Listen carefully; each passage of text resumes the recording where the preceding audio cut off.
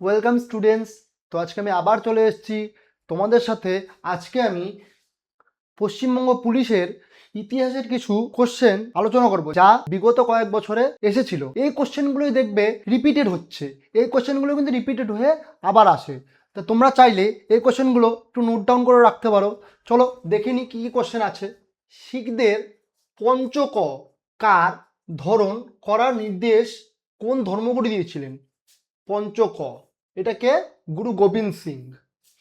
মোহাম্মদ বিন তুগলক তার রাজধানী দিল্লি থেকে কোথায় স্থানান্তরিত করেন? দেবগিরি। এটা ইম্পর্টেন্ট, ঠিক আছে। 1885 সালে কংগ্রেসের প্রথম অধিবেশনে নিম্নোক্ত কোন শহরে অনুষ্ঠিত হয়েছিল?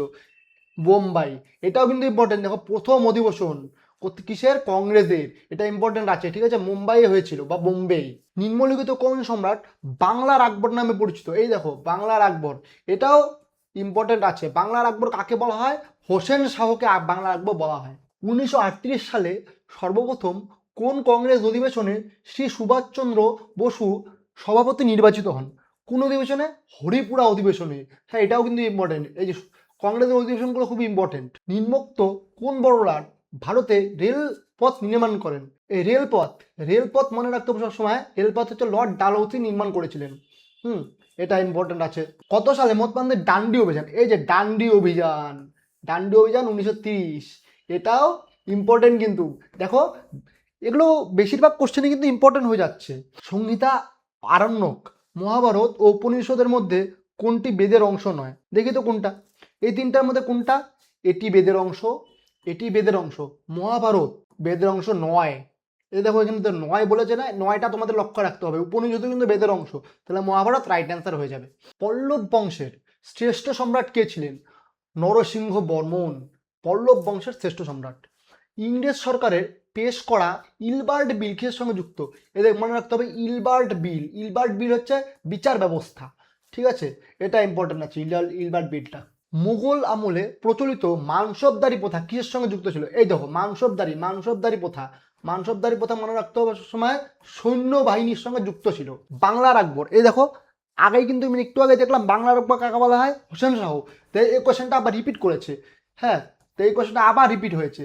তা আমি তোমাদেরকে আগেই বললাম যে এই কোয়েশ্চেনগুলো ঘুরে ফিরে রিপিট হচ্ছে।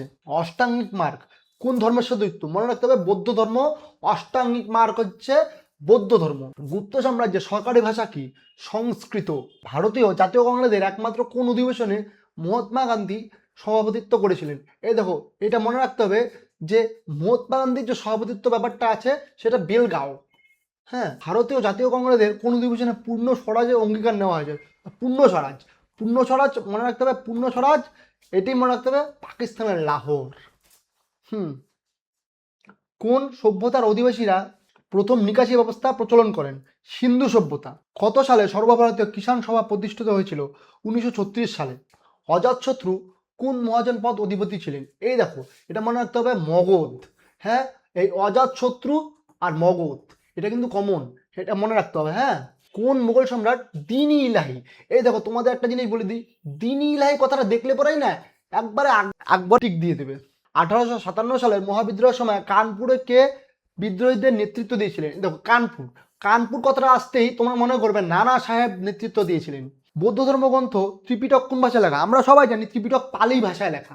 হ্যাঁ, এটা কিন্তু ইম্পর্টেন্ট। হ্যাঁ, আর দিনী ইলাহিটাও ইম্পর্টেন্ট। সিন্ধু সভ্যতার উল্লেখযোগ্য বন্দর কোনটি ছিল? এই দেখো, এটা আসে, এটা খুবই আসে। এটা আমি অনেক পরীক্ষায় দেখেছি, এটা এসছে, এখানেও দিয়েছে যে সিন্ধু সভ্যতার উল্লেখযোগ্য বন্দর হচ্ছে লোথাল।